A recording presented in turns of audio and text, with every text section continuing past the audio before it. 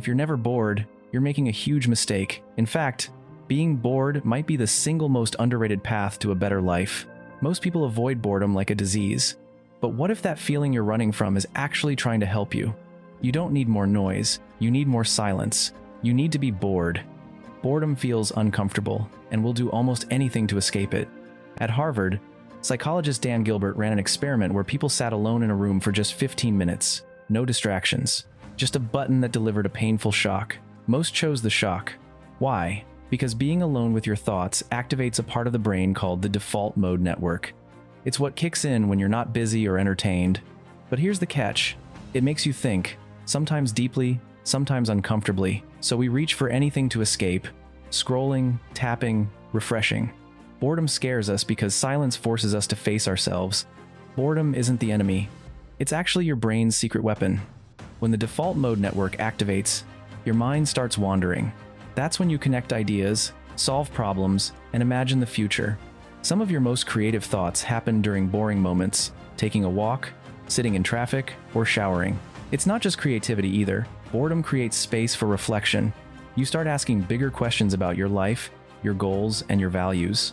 That discomfort, it's the doorway to deeper thinking. Studies show that people who regularly experience unstructured mental time are better at planning, problem solving, and even finding purpose. But you only access this if you're willing to sit with the silence. In a world where constant stimulation is the norm, choosing boredom is an act of power. Let your mind breathe.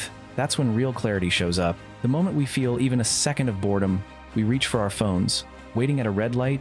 Phone. Standing in line? Phone. We've trained ourselves to never be idle, and that's a big problem. Constant stimulation shuts down the default mode network. That means no deep thinking, no reflection, no processing. Over time, we lose our connection to meaning. Anxiety and depression rise. We feel empty, even if we're constantly entertained. The smartphone isn't just stealing your time, it's stealing your thoughts. And the worst part? You might not even notice it, because you're always scrolling, always distracted, always just trying to feel a little less bored. But in chasing stimulation, we lose something much more valuable, the space to think about who we are and what matters. Let's fix this. You don't need to quit technology. You just need to rebuild your boredom tolerance on purpose. Start with one small challenge. Tomorrow morning, go to the gym without your phone. No music, no podcasts, no distractions. Just you and your thoughts. It will feel weird at first, but you'll notice something surprising. Ideas start popping into your head. You reflect on things you hadn't considered. You're thinking again.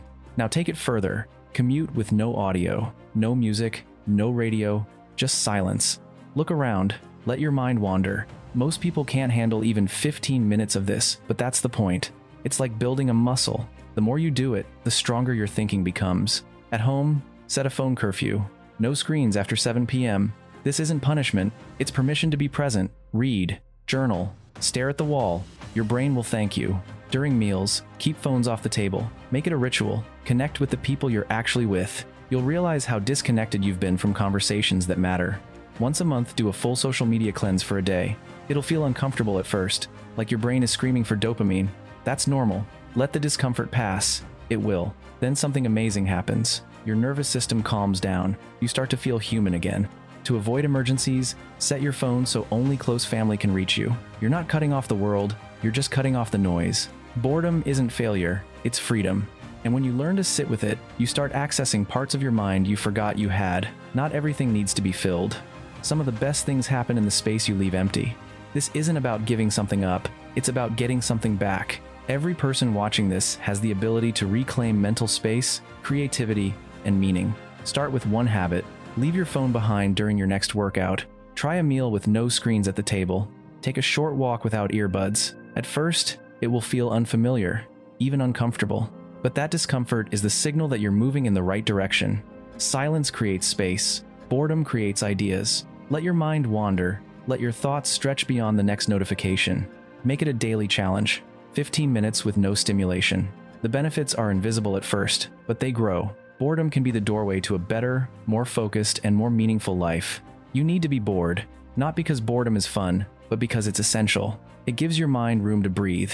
It opens the door to creativity, insight, and purpose. Without boredom, you never stop to ask the deeper questions. You never reflect, never reset.